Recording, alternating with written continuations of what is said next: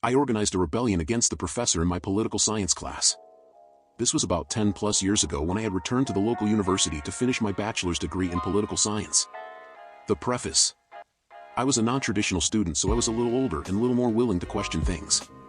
I was taking a 3000 level political science course, so it designed was for poli-sci majors and was required for my poli-sci degree.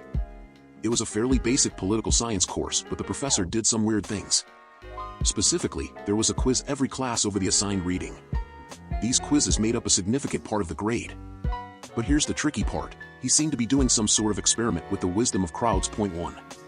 The setup.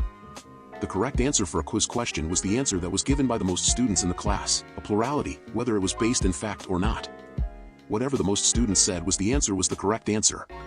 For example, if the question was what year was the US Constitution ratified? Ethan thought he factually correct answer would 1789. If the majority of people chose 1776, then 1776 was the right answer and you got credit for your answer. If you chose 1789, you were wrong and didn't get credit. This forced you to make a decision: try to be factually accurate or try to figure out what the crowd was going to do and go with that. Neither guaranteed you a correct answer. 2. The majority of the time, the majority of students would actually choose the factually correct answer. But if it was a common misconception, or the question was poorly worded, then that could lead to a situation where the crowd was wrong. But here's what drove me nuts. I was not willing to make my grade dependent on whatever the other students thought might be the correct answer. My grade became dependent on conforming to what the crowd said was true. I had no real control over my grade since the wisdom of the crowd could be anything. A class of 30 students was probably not a large enough crowd to give you a good example of the wisdom of crowds. Learning the material was not the point. Conforming to the crowd was what got you a good grade. Cue malicious compliance and rebellion. I figured out that if we all agreed to choose the same answer for every question, then we could all guarantee ourselves a perfect score on the quiz. In reality, I only needed a plurality of people to go along with my plan. As long as I could muster enough votes for an answer, then we could control our destiny. It didn't matter if it was the correct answer or not. If we controlled the votes, we controlled our grades. And anyone who didn't go with us, they were going to fail regardless of if their answer was actually correct or not. I met everyone at the door to the classroom and explained the plan. For every question, we are going to choose the first option. If it's multiple choice, it's optional. If it's true/false, we are choosing true. If we all agree to this, then we can all get perfect scores. If you decide to go against us, your answer will be wrong. 3. The first class we did this, the professor figured out after a few questions that we were gaming the system.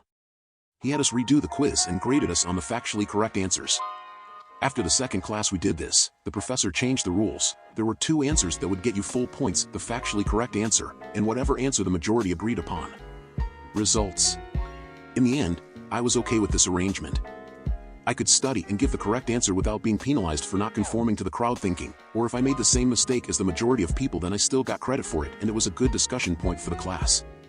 Yes, I got an A in the class. I'm not sure if the professor ever figured out who organized the rebellion, but I did end up working with him in grad school and we got along just fine. Afterward, I always wondered, did he do this to teach us about the power of grassroots organizing? It might not have been his intention, but he turned me into a leader even though I never wanted to be one. I organized a campaign to overthrow bad leadership and we created a new regime where truth and discourse were both valued. And we learned that a plurality of voters can determine the path forward even if they are not the majority.